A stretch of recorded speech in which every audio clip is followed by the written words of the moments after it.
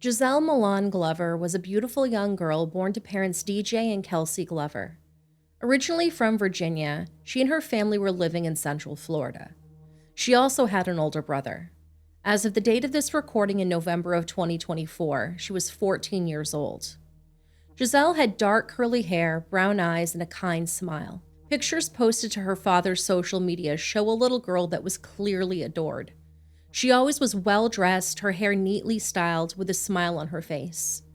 On September 16, 2019, DJ made the following post, wishing his little girl a happy birthday. It read, "Happy 9th birthday to my beautiful princess, Miss Giselle Milan Glover. I have never met a stronger little girl. I watch her fight day in and day out with her health and has never given up or made excuses. I'm so proud of my baby girl who decides to read books in her spare time just because, and also uses big words that the whole family has to Google, lol. Happy 9th birthday, senorita. Enjoy your day. Daddy loves you." The health struggles that DJ outlined are ones that hundreds of millions of people around the world have to deal with on a daily basis. Giselle had type 1 diabetes, which required her to receive insulin via a pump. You may have heard of this in our Alex Radita episode.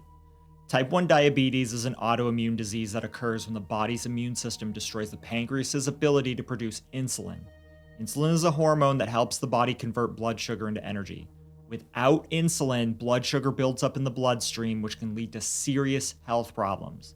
Some of these complications can include, but are not limited to, eye problems, including cataracts and blindness, skin and foot infections, nerve damage, which can cause pain, tingling, numbness, and itching, kidney disease, a weakened immune system, heart attack, stroke, or death.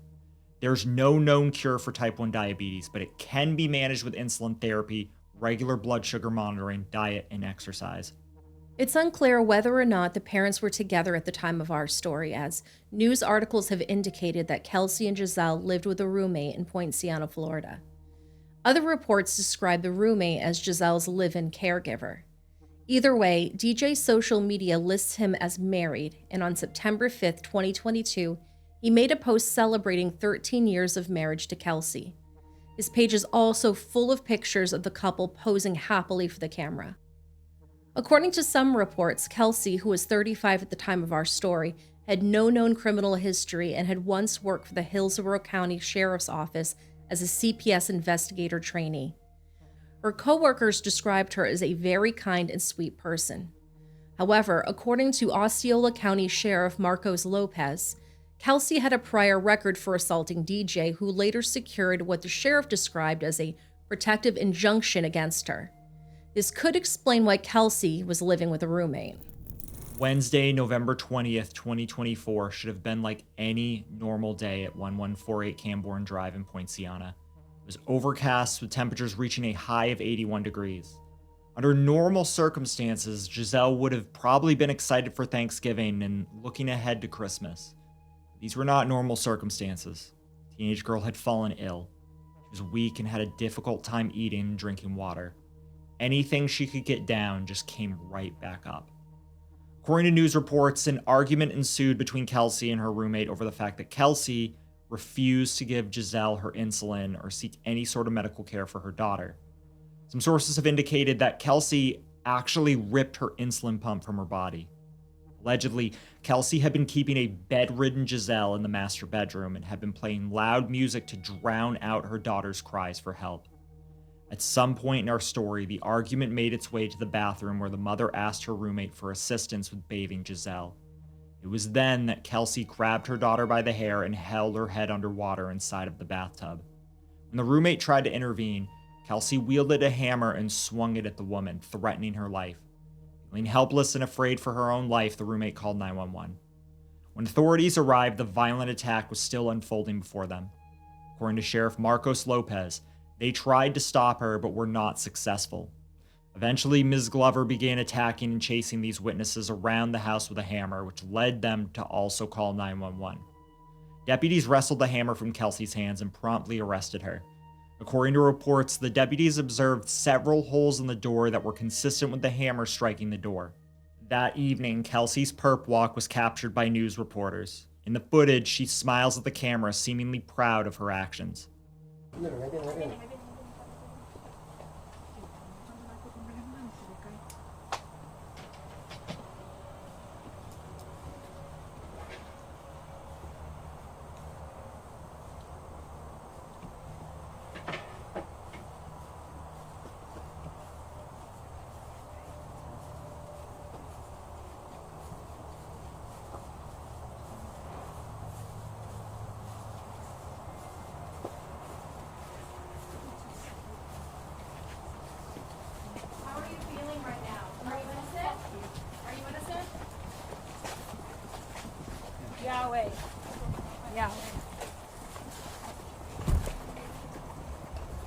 Give us some room, please. We're going by.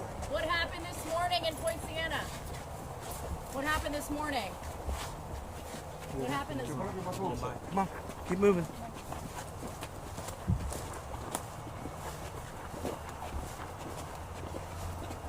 Anything you want to say right now?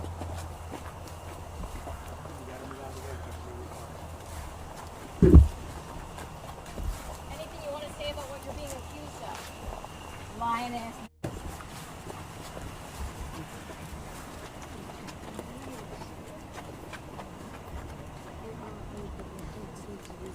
Have a seat, please. Yes, Go around the other side.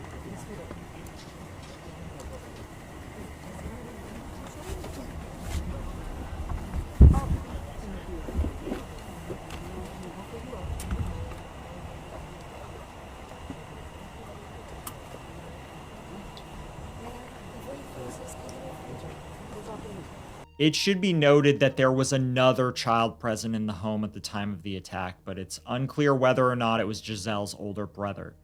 The 14-year-old was located in the home's upstairs bathroom. She was rushed to the emergency room, but sadly, she was pronounced dead. According to security expert Dave Benson, depriving a sick child from their needed medication, not providing sustenance, refusing to get medical treatment are all indications of gross negligence, if not intentional. Meanwhile, Sheriff Lopez held a press conference alerting the public to what had happened. Ready. Ready. All right. Welcome, everyone. I'm Sheriff Lopez with the Osceola County Sheriff's Office. Just want to tell the public about a tragic case that happened earlier today, November 20th, 2024. The Osceola County Sheriff's Office was notified early this morning about a violent incident that happened at a house in Point Siena at 1148 Camborne Drive. Deputies responded after receiving calls about an armed disturbance. Deputies responded immediately and got to the house as the disturbance was still taking place. Inside the home, deputies apprehended the suspect of this investigation, Miss Kelsey Glover. Deputies then spoke to witnesses who were also at the residence and learned that Miss Glover's 14-year-old daughter was upstairs in the bathroom and unresponsive. Witnesses also told deputies that they saw Miss Glover holding her 14-year-old daughter's head underwater in the bathtub, and they tried to stop her, but were not successful. Eventually, Miss Glover began attacking and chasing these witnesses around the house with a hammer, which led them to call also 911. The 14-year-old girl was transported to a hospital, but she was declared deceased shortly after arriving.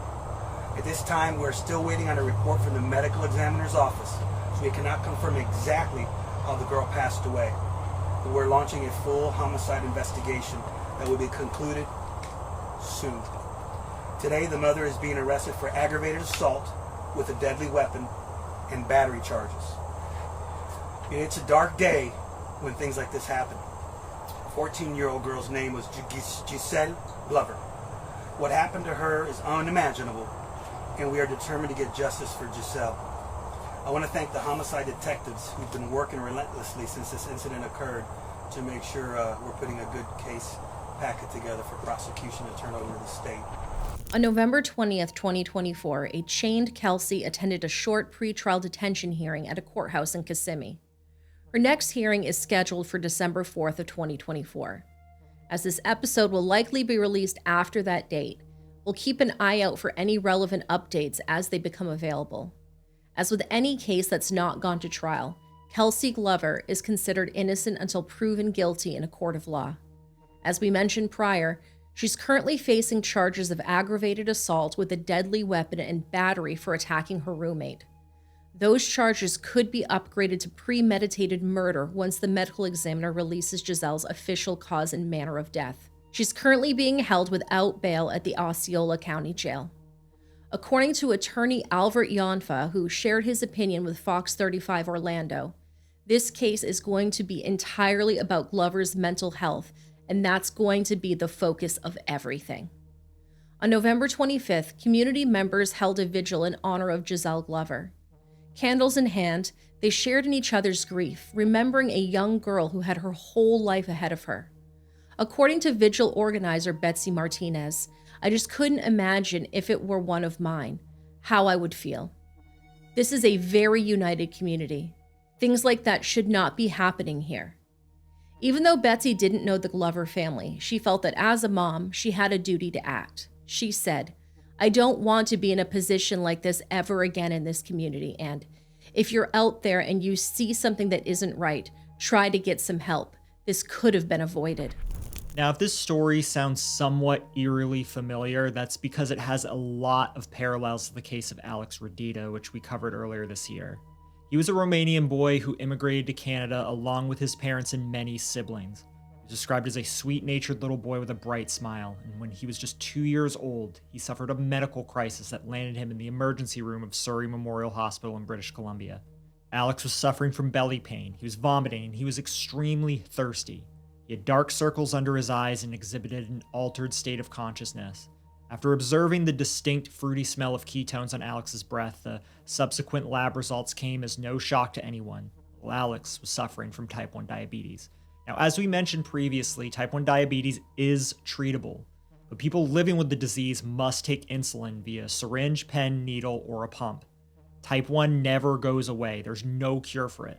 And those affected by it must take insulin every day for the rest of their lives.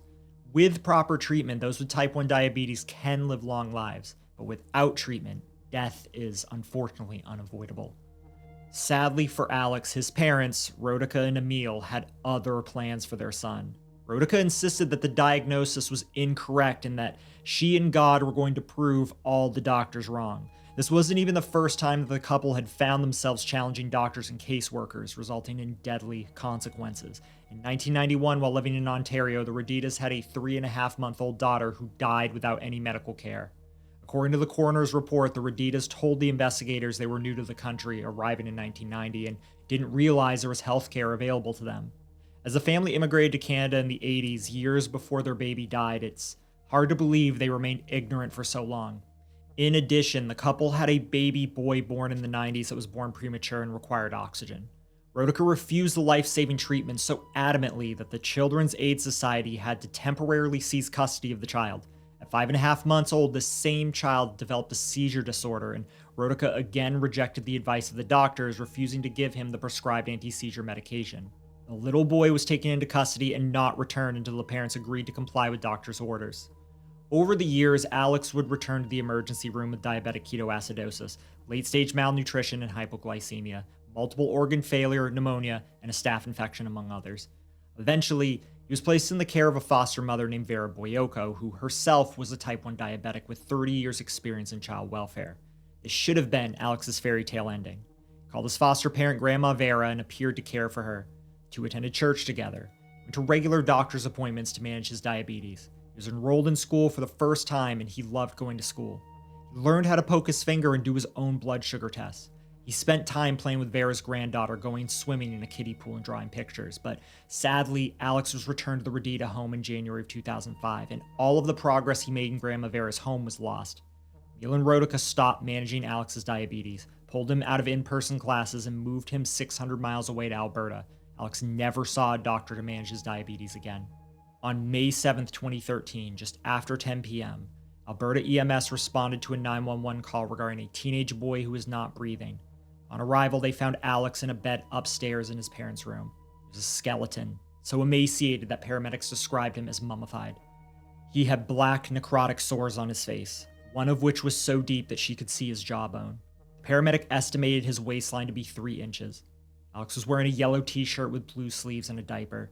His eyes were open, he was cold to the touch, and he had no pulse. It was quickly clear that he could not be revived. And Alex Radita was pronounced dead at the scene at just 15 years old. Medical neglect can have serious consequences, including immediate danger of death, disfigurement, or bodily injury. In 2016, medical neglect accounted for 5.7% of all child fatalities due to child maltreatment. This is why we always tell you to say something if you see something. You don't need to be a teacher, a medical provider, or a member of law enforcement to do so. Had someone picked up the phone and called 911 for both Alex and Giselle before it was too late, it's possible they'd still be with us today. DJ Glover started a GoFundMe campaign to help raise funds for Giselle's funeral and to transport her body back to their hometown in Virginia. As of the date of this recording, the fundraiser has been backed by 247 donations and has raised a total of $17,665, surpassing its goal of $15,000. We'll have a link to that GoFundMe in our description, as well as a link to the American Diabetes Association. DJ also shared a final letter to his daughter, which read, "To Daddy's Princess, I write this letter to you with tears in my eyes and a heart heavy with the weight of the loss we all feel. Words can't truly capture the emptiness that fills every corner of our lives without you. From the moment you were born, you were the strongest soldier God ever created. You never let your type 1 diabetes define you or hold you back. Instead, you turned it into something that inspired us all, showing us how to take life's challenges and turn them into stepping stones. I have never met a girl as intelligent as you. The way you use those big words, always leaving us to Google them, filled us with awe. We never knew where you picked up such an incredible vocabulary, but it made us proud every single time. You were more than just smart, though you were beautiful inside and out. Your soul was pure, and your heart was full of love. You always cared so deeply about others, always the first to ask, 'Are you okay?' or 'Do you need anything?' You had a way of making everyone around you feel special. I will forever cherish the love you had for your brother, the joy you found in teasing him, the way you two would plot together to get what you wanted.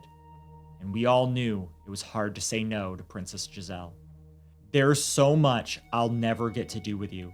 Things I had dreamed of, like buying your first car, spending my whole check on your prom dress, walking you down the aisle, and sharing that first father-daughter dance. But I hold tight to the memories we did make, and I take comfort in knowing you were loved beyond measure. You were a child of God, and I find peace in knowing that you no longer suffer. You can now dance and sing in His presence, just as your heart always deserved.